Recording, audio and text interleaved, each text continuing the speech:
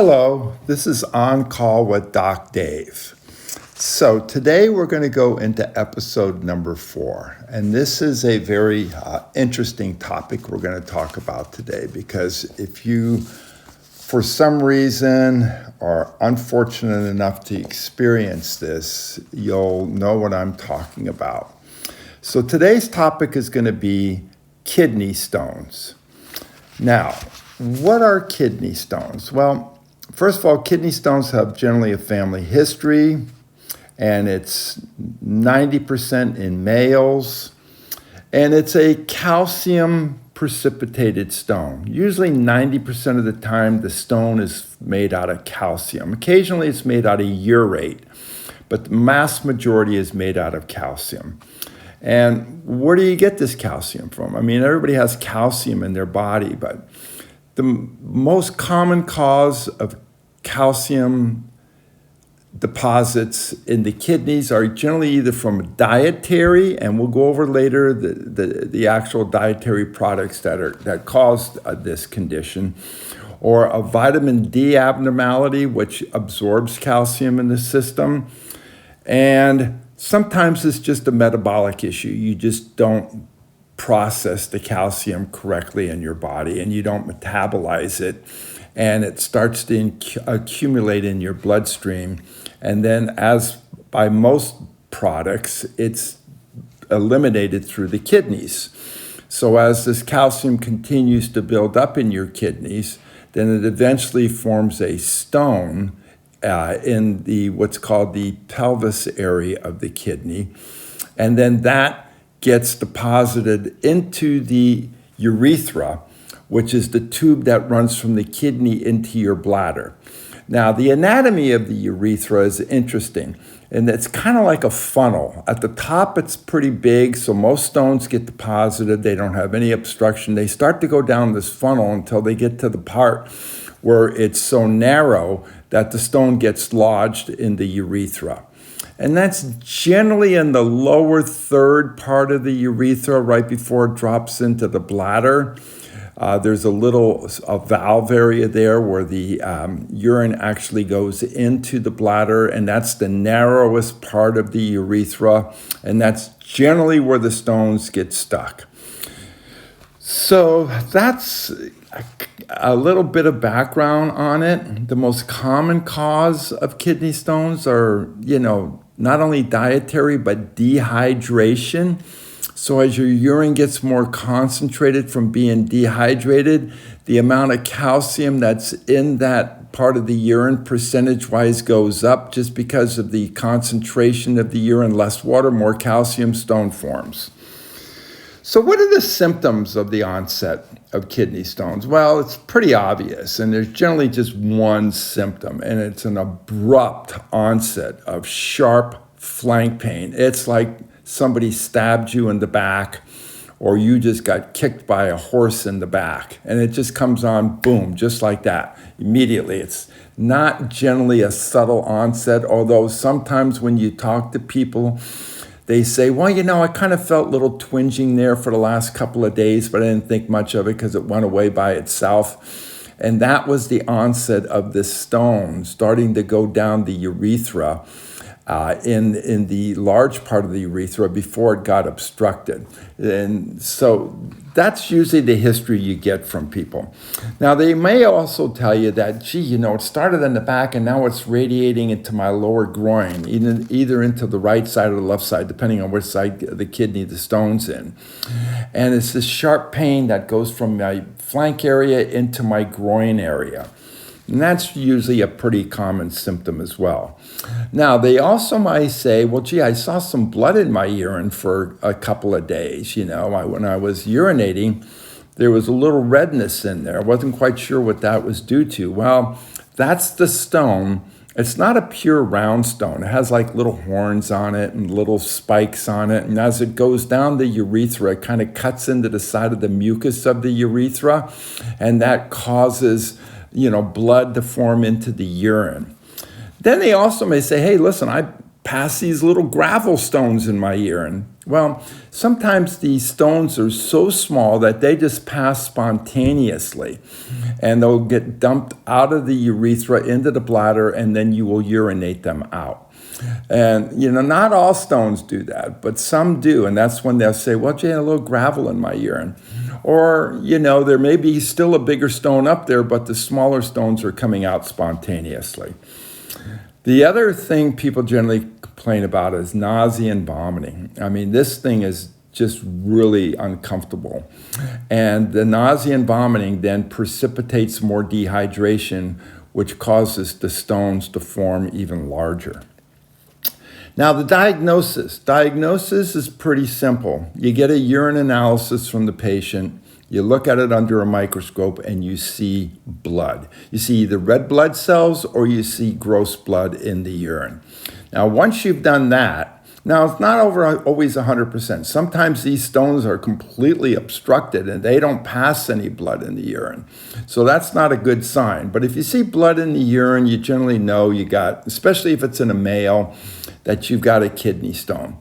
Now, the other thing you look for in the urine, which is really important, is any sign of white blood cells. Now, red blood cells are pretty common, but if you get a lot of white blood cells, then that's a bit of a red flag, or a white flag, but it's a bit of a red flag because that can mean that you're developing a infection.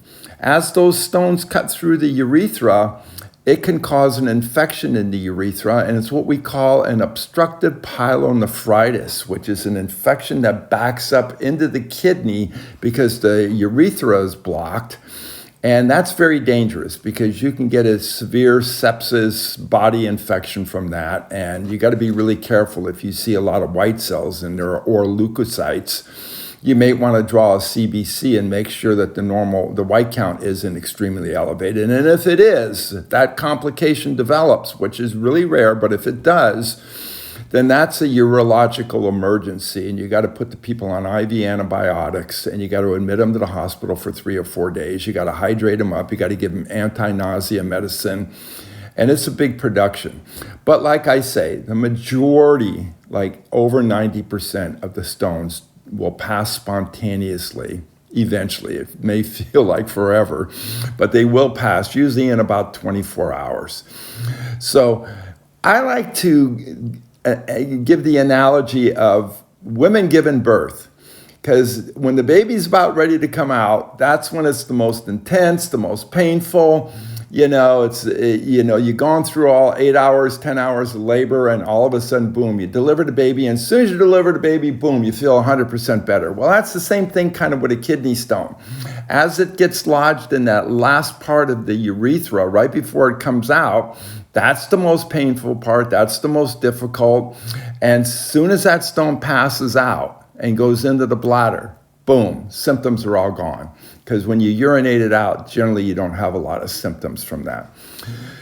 So that's the diagnosis. Now, again, we touched on the treatment a little bit. It's basically IV hydration. If you don't have the complication of the infection, then it's just IV hydration to keep the people flowing urine better so it'll push that stone out. You give pain medication. It's very important. You got to give them IV pain medication, either morphine or Toradol, which is an IV non-steroidal, like you'd take an Advil or a Aleve or something like that. And then you give them anti-nausea medicine because you don't want them to continue to have nausea and vomiting, because then that just precipitates more dehydration.